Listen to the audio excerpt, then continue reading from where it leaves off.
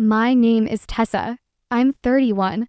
And weeks ago, I walked away from what I thought was a 2-year relationship, only to find out I'd been the only one calling it a relationship at all.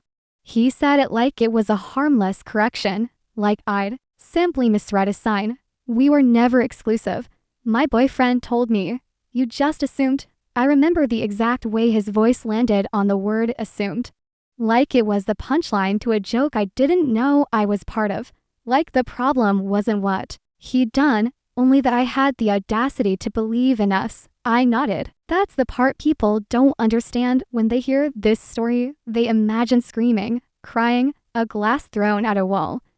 But all I did was nod, because in that moment, something inside me went perfectly still, like my brain hit an emergency, shut-off valve to keep my heart from bursting. "Got it," I said, not because I got it, because I suddenly realized if I said anything else, I might beg him to explain how 2 years of shared rent, shared holidays, shared toothbrush space didn't count as exclusive, and I refused to beg for something that should have been obvious.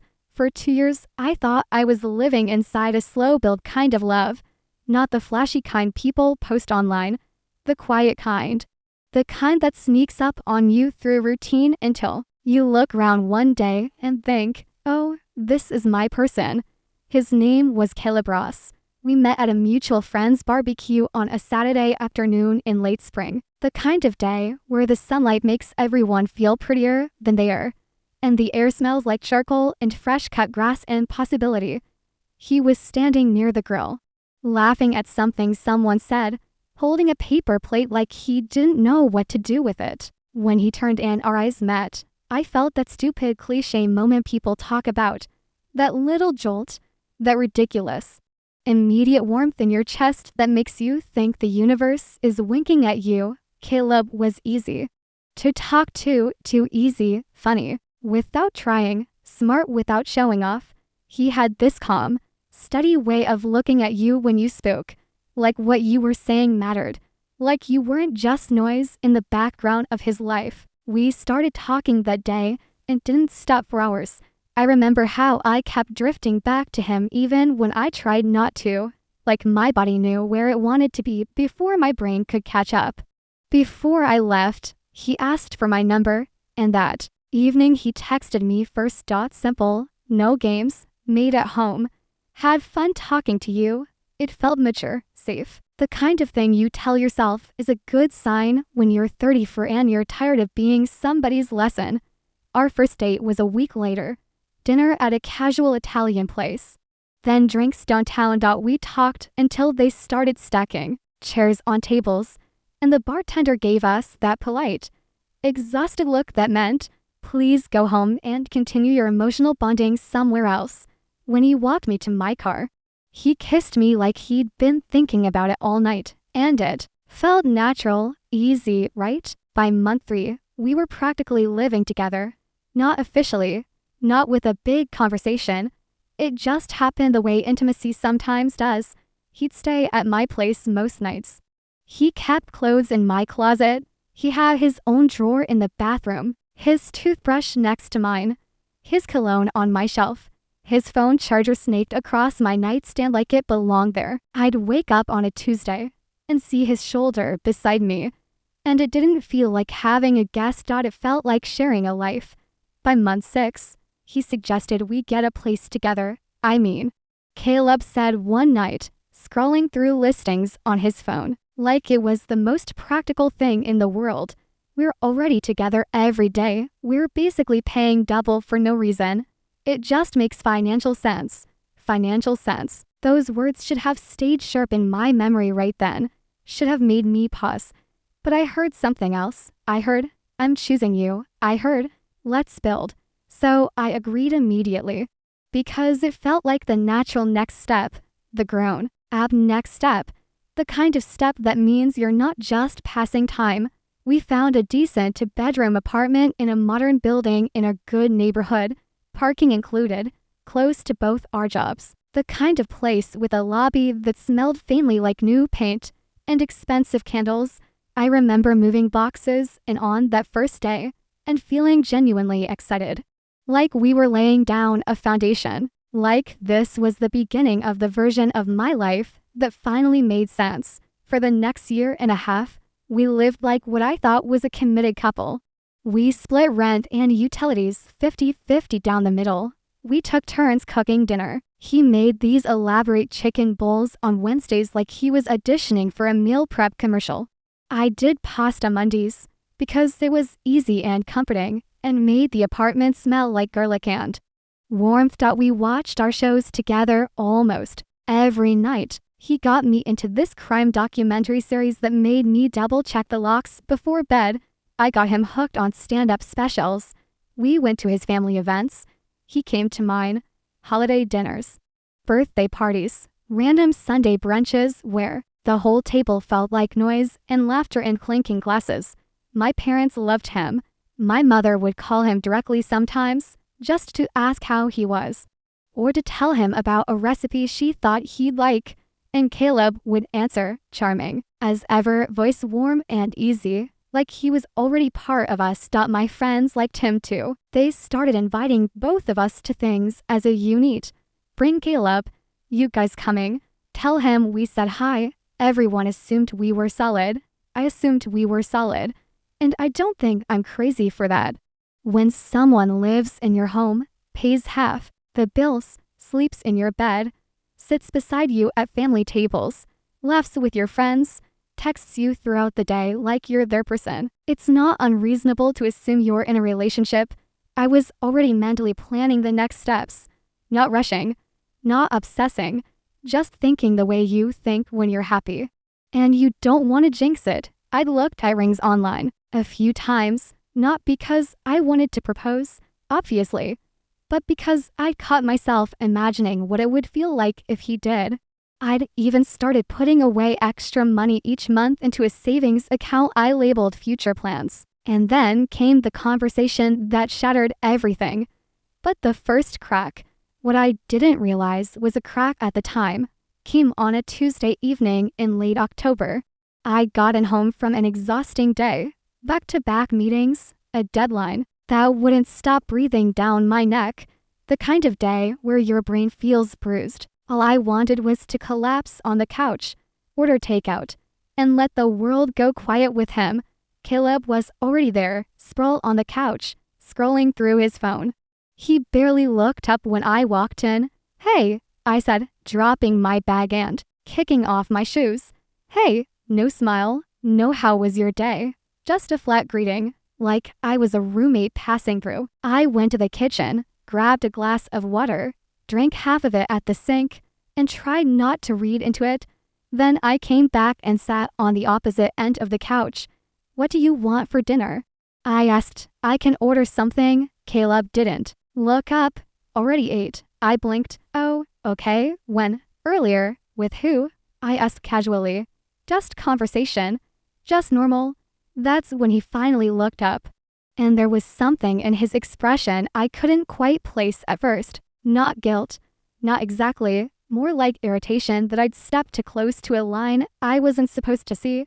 "Does it matter?" he said. I laughed once because it felt ridiculous. "I mean, no.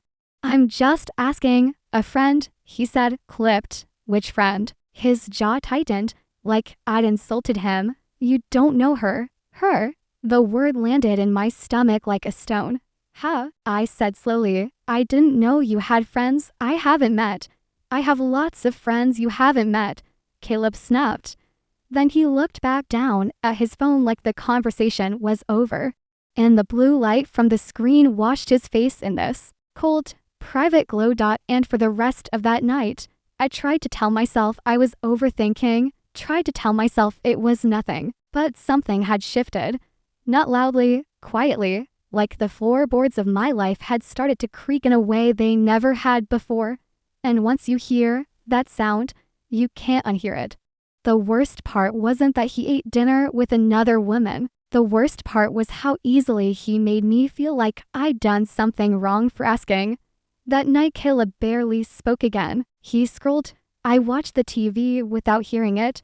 The apartment, our apartment, felt like it had a thin glass wall running through the middle of it, and I was on the side that didn't get answers. When he finally stood up and announced he was taking a shower, it wasn't a casual, "I'm gonna clean up."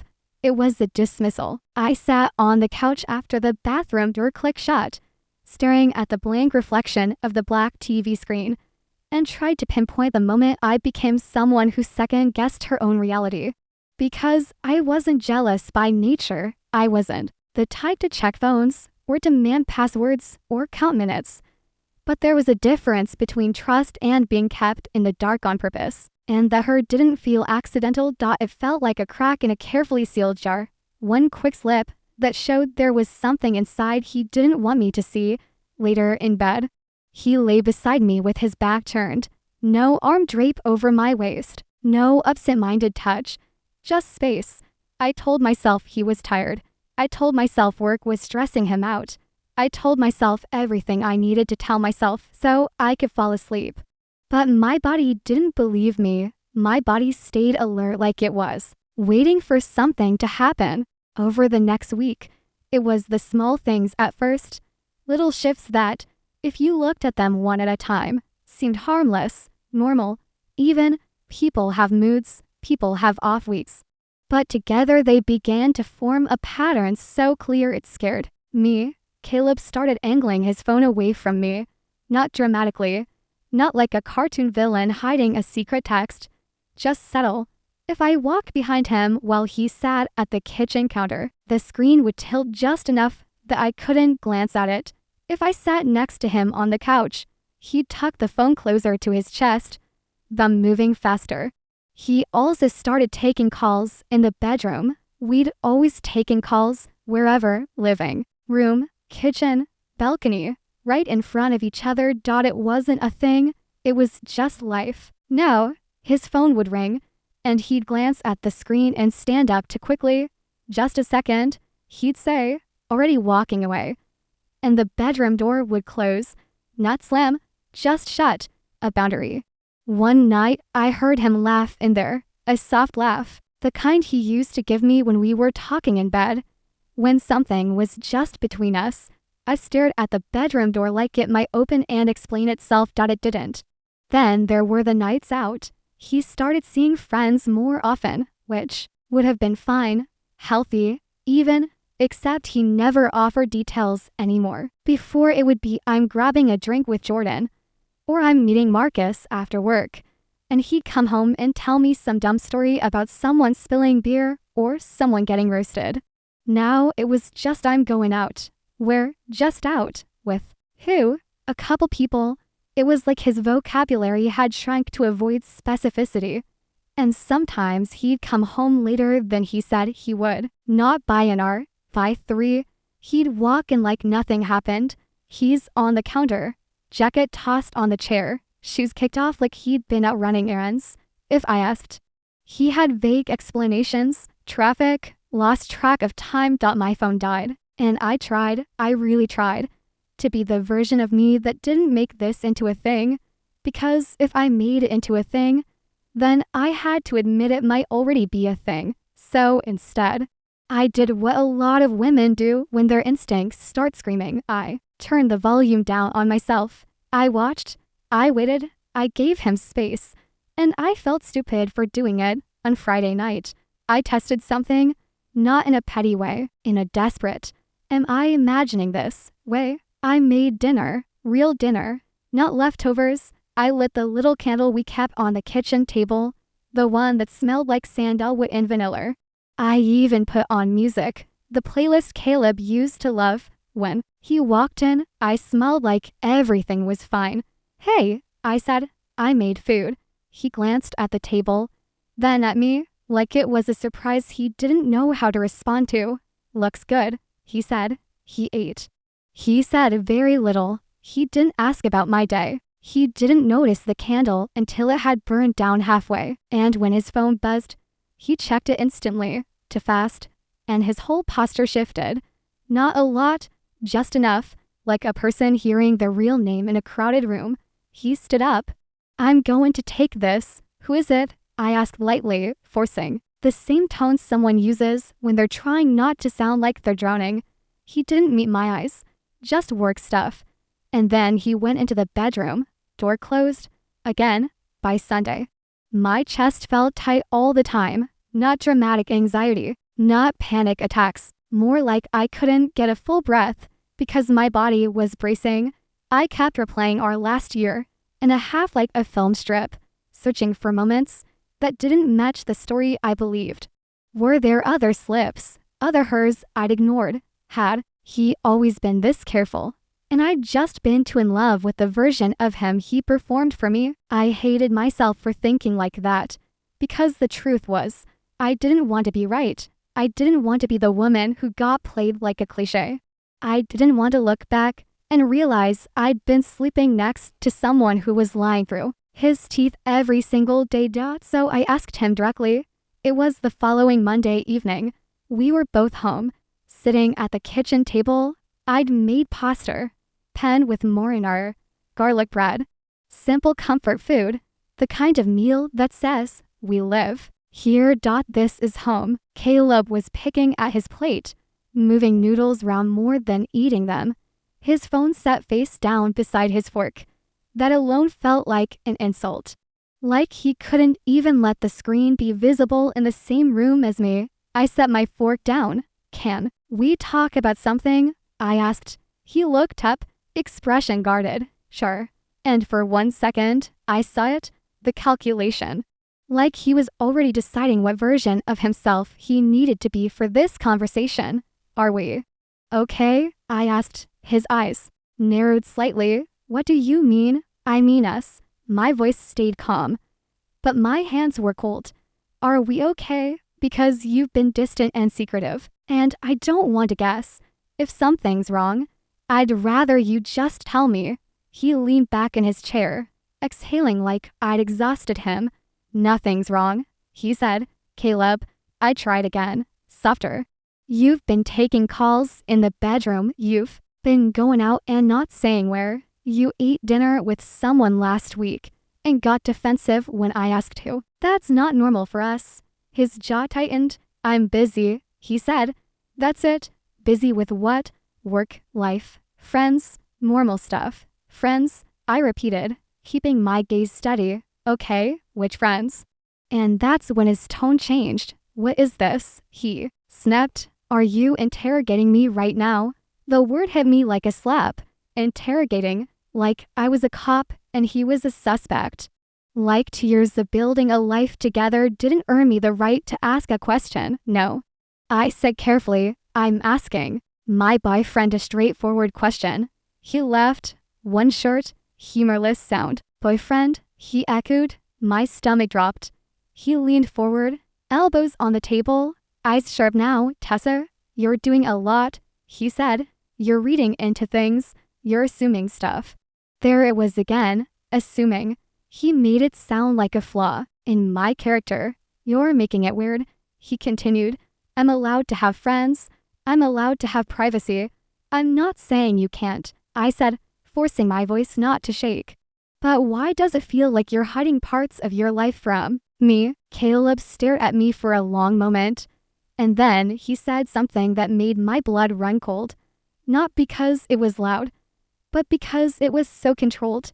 Maybe because you react like this, he said. Maybe because you turn everything into a problem. I felt the room tilt slightly. The candle on the table flickered, and suddenly I could see the trap he was building. If I pushed, I was crazy. If I asked, I was controlling. If I wanted clarity, I was dramatic. And the sickest part, I felt myself start to question my own instincts. I felt myself start to wonder if maybe I really was overreacting. That's what gaslighting does. It doesn't make you believe the liar. It makes you stop believing yourself. I swallowed hard. Okay? I said quietly. Caleb's expression softened a fraction, like he thought he'd won. Good, he said, because I'm not doing this. I'm not going to sit here and justify my life because you're insecure. Insecure? There it was, the final label. The neat little box he wanted to shove me into, so he wouldn't have to answer anything. I stared at him across the table, at the man who slept in my bed, ate my food, split my rent, kissed my forehead in the morning. And in that moment, I realized something terrifying. He wasn't confused. He wasn't misunderstood. He was comfortable living a life where I was close enough to benefit him, but never close enough to question him. And I didn't know yet how far that comfort went, but I could feel it, like thunder in the distance. The breakup didn't happen in a blaze of emotion. It happened in silence. That night, after the kitchen table conversation, Caleb went to bed early without saying good night. I stayed up on the couch long after the apartment went quiet, staring at nothing, listening to the hum of the refrigerator and the distant traffic outside like they were clues to a puzzle I couldn't solve. By morning, something in me had shifted, not cracked, hardened. I watched him move around the apartment like he always did, coffee brewing, keys clinking, jacket shrugged on, like we hadn't just stood on the edge of something dangerous.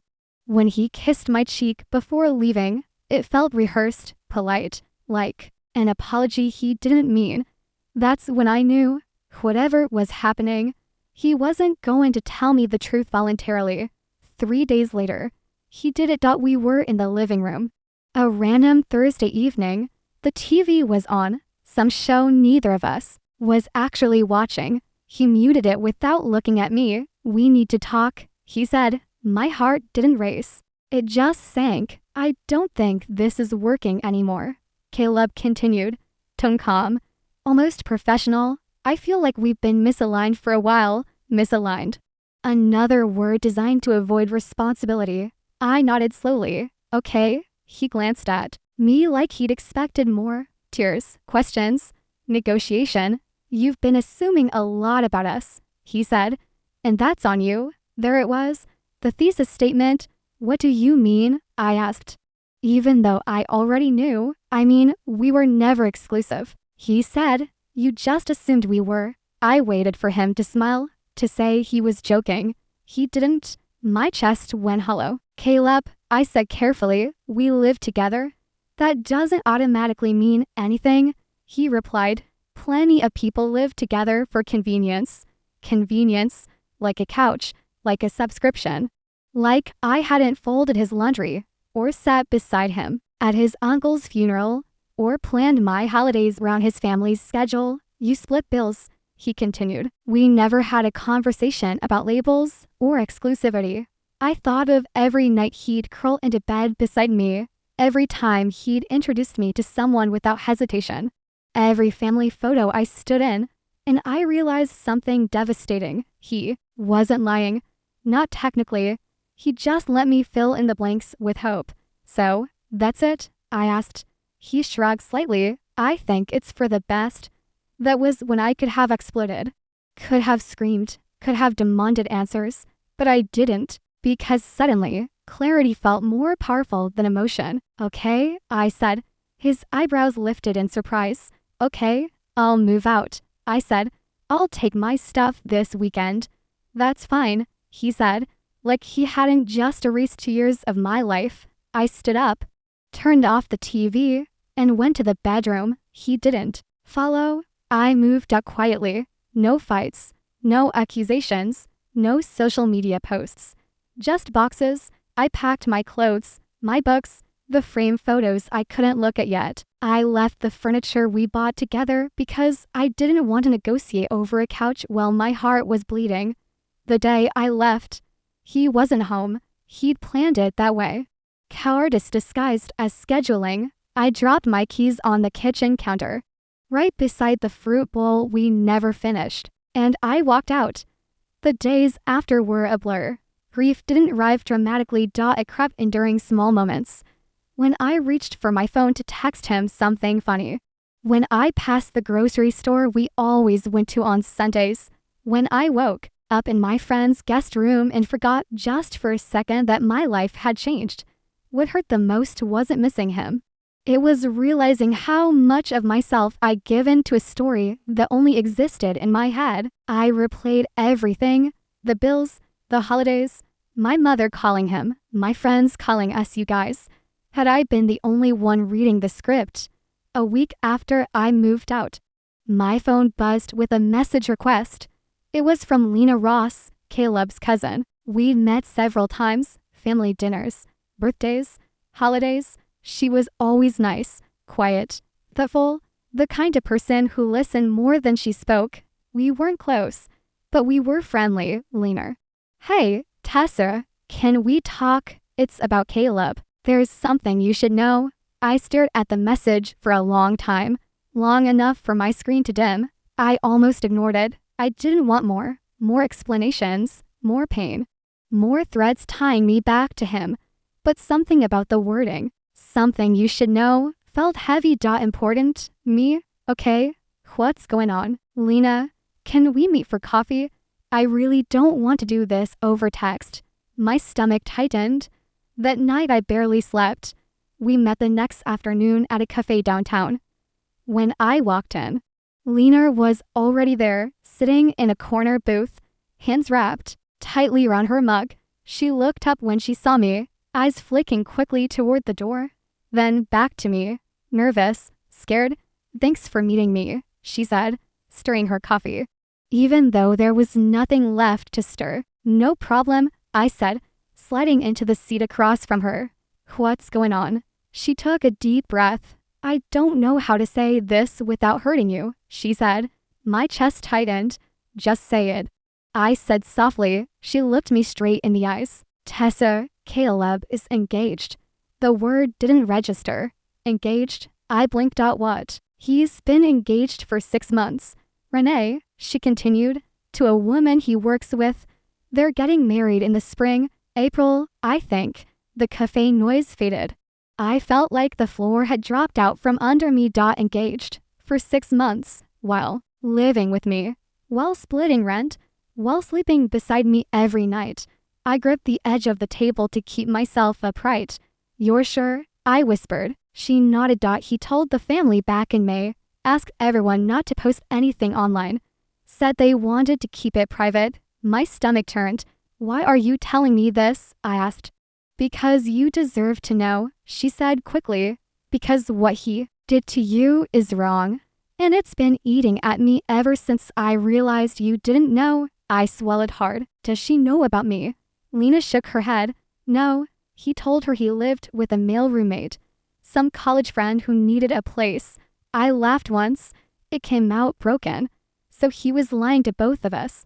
Yes, she said. He travels for work a lot, 3 weeks out of every month. That's how he managed it. When he was gone, he was with you. When he was back, he had excuses. I felt sick, physically sick. How did no one tell me? I asked. How did your whole family know and say nothing? She looked down at her cup. We thought you knew, she admitted. We thought maybe you were okay with it. Or that you'd broken up and decided to stay roommates for financial reasons. My hands started shaking. Everyone knew about her, I said slowly. Not about me. Yes, Lena said. You were separate. He kept you separate. Compartmentalized. That word landed like a verdict. I sat there, trying to breathe, trying to process the sheer scale of the deception. 6 months, a ring, a wedding, a future planned with someone else, while I was budgeting groceries and thinking about hers. Why would he do this? I asked finally. Lena hesitated. I think he liked having security. You were stable, reliable, helped with bills, made his life easier. She has money, connections. The future he wanted. I nodded slowly. I wasn't surprised. I was devastated.